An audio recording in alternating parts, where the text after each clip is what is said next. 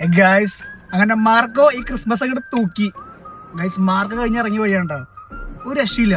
എന്ത് പടം ഡാ, എന്ത് പടം, വേറെ ലെവല് പടം എന്ന് പറയുന്നത്, വേറെ ലെവല്. ബാക്ക്ഗ്രൗണ്ട് സ്കോർ ആയിക്കോട്ടെ, ഫൈറ്റ് ആയിക്കോട്ടെ, ആക്ടിങ് ഒക്കെ ഉണ്ടിമുന്നല്ലേ, ചുമ്മാ അങ്ങോട്ട് ചെതറി അല്ലേ ബ്രോ, ഒന്നും പറയാല്ല. ക്രിസ്മസ് അങ്ങോട്ട് തൂക്കി പുള്ളി.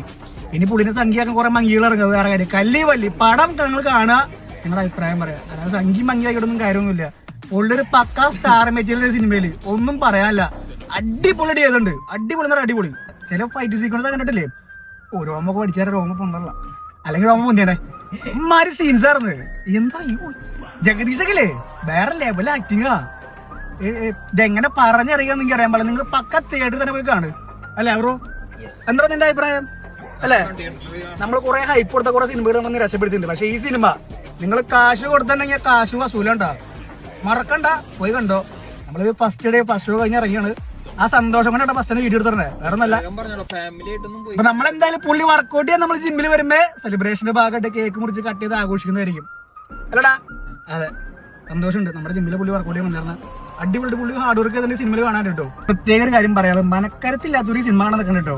നിങ്ങൾക്ക് പറ്റൂല, ഫുൾ വയലൻസ് ആണ്. അതായത് മലയാള സിനിമ എന്ന് പറയാൻ പറ്റില്ല, ഇന്ത്യൻ സിനിമ ഇതുവരെ കാണാത്ത വയലൻസ് ആണ് നമ്മുടെ ഉണ്ണിമൂന്നിന്റെ സിനിമയിലുള്ളത്.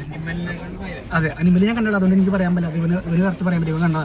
പക്ഷെ ഗർഭിണികളായിരുന്നു ഈ സിനിമ കാണാൻ പോയിരുന്നോ, ചിലപ്പോ അലസിപ്പോവും. അമ്മാര് വയലൻസ് സിനിമയിലുള്ളത്, ഒന്നും പറയാനില്ല ഗായ്സ്. നിങ്ങൾ മസ്റ്റ് ആയിട്ട് പോയി കാണാൻ ഞാൻ പറയും. Full terror. ഉണ്ണിമൂന്നല്ലേ നമ്മുടെ ജിമ്മിൽ ഒന്ന് കളിച്ച സാധു മനുഷ്യനെ അല്ല, ഈ സിനിമയിൽ വേറൊരു മനുഷ്യനാണ്.